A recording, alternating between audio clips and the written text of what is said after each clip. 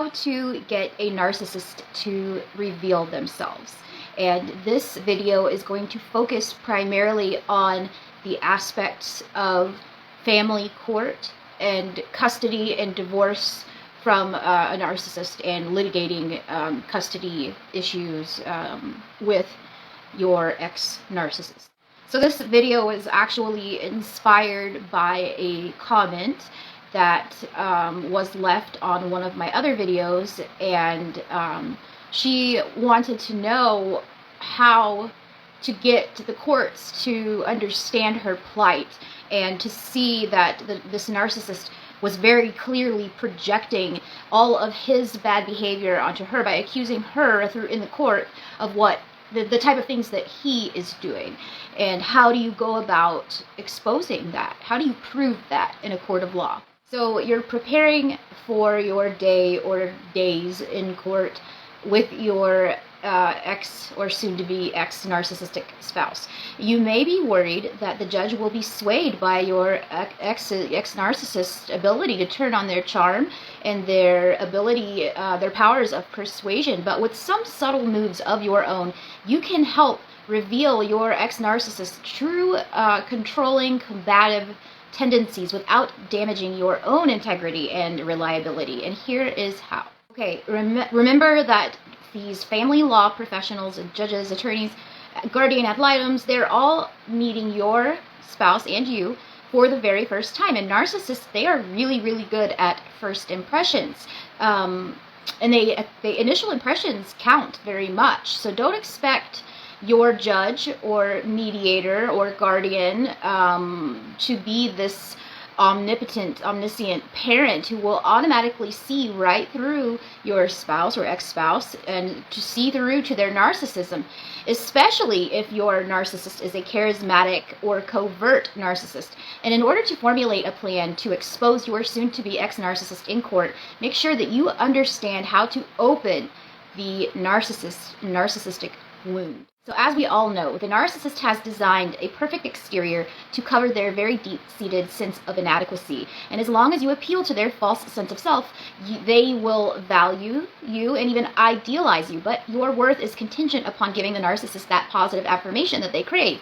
So they may appear to love you and may throw lavish perks your way, but they do this to manipulate you into giving them what it is that they want. And if you confront a narcissist on their dodgy, abusive, and exploitative behavior, they will erupt, yelling, withdrawing, gaslighting, etc. And narcissists, they cannot, as we know, they cannot acknowledge that they are a narcissist or that they hurt you, because that fragile ego would crumble before their eyes. And instead, they interpret your legitimate confrontation and hurt feelings as unfounded insults. You have wounded them by making them feel less than fabulous. Therefore, you must be punished. Remember that narcissists are experts at manipulating people, denying reality and distorting reality in such subtle ways that you don't see it at first, taking facts out of context, appearing victimized when they are actually the abuser, presenting themselves as perfect parents even though they do very little to care for their children. And they do this to get a reaction out of you so that they can point out your flaws. And you are invariably some combination of anxious, emotionally reactive, paranoid, mentally ill, and impossible to please. So narcissists, they are experts at crazy making, and they make you doubt reality. They make you doubt the core of the truth, the foundation of truth itself. And this kind of behavior is called gaslighting, and it is a form of emotional abuse. So you may have become hypervigilant and overreactive, and this is all normal. These are all normal effects of gaslighting and cognitive dissonance.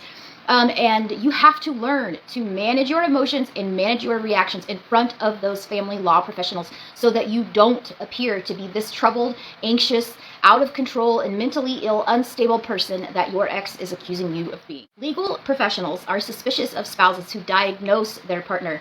So don't show up to court with the DSM-5 pointing at your spouse as you read off the criteria for narcissistic personality disorder. And if you come across as critical and become emotional as you do, you will create a bad impression, and your charming soon-to-be ex or ex-narcissist with their Machiavellian ways will appear like the reasonable one who has had to endure this overwrought, judgmental, emotionally and mentally unstable spouse. In order to get anybody, any legal professional, anybody, to see through your narcissist facade, you need to get your narcissist to act the way that they act whenever they are not in court, when they are behind closed doors. especially not like in the mediator's office or in the lawyer's office, the judge or the mediator, they need to observe your spouse behaving badly in order to believe you. And this will provide evidence that no amount of explaining could ever do. So the trick to triggering a narcissistic rage is to first make your soon-to-be ex-narcissist look good in front of your family law professionals. And once you have done this and thrown them off guard, off kilter for a bit, you then ask questions to expose their problematic behavior. For instance, you or your attorney should begin by asking your narcissist if they love their children. Your spouse or your ex, they will say yes, probably swelling with pride if they do so. Continuing this line of questioning, you would then ask if they believe that loving parents should be involved in their children's lives. And again, you will get a vigorous yes and more narcissistic posturing. And now that you have appealed to the narcissist's vanity, you then expose your narcissist by asking them if they were present on occasions when you know they were absent, appointments, birthday parties, etc. Your spouse will probably lie, so make sure to have declarations from teachers, physicians, and other involved parties to corroborate your story. So being exposed, especially in front of people that they want to impress, family law professionals will witness that distinct personality change, and they will see that you will finally have this proof that the narcissist, their words don't line up with their actions. This is very important. Do not react. A narcissist, they are going to be so very careful not to malign you in court. Instead, they will find subtle ways to make you look bad. Something along the lines of, she tries so hard to be a good mother, but I worry that her anxiety upsets the children. If you react to their manipulative behavior by becoming emotional or too defensive or defensive at all, you will look like a high-strung, checked-out patient that they claim that you are. And you must remain as calm as a cucumber, as calm as humanly possible, no matter what you are accused of, no matter what your narcissist says about you. And if you give the judge or your lawyer or the mediator or guardian any evidence of emotional instability, they will be more likely to believe what your ex is saying. Okay, so stick with the facts and stay calm. Winning in court or in mediation requires backing up your statements with evidence, and your opinions are hearsay, but documented facts are proof.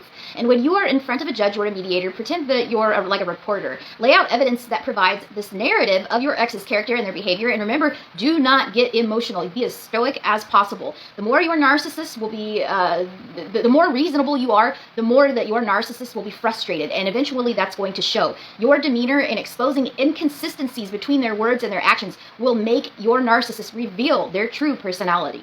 Hey guys, if you are interested in donating to my cause, the cause, Narcissistic Abuse 101, click the PayPal link in my bio. And to those of you who have already donated, thank you guys so much.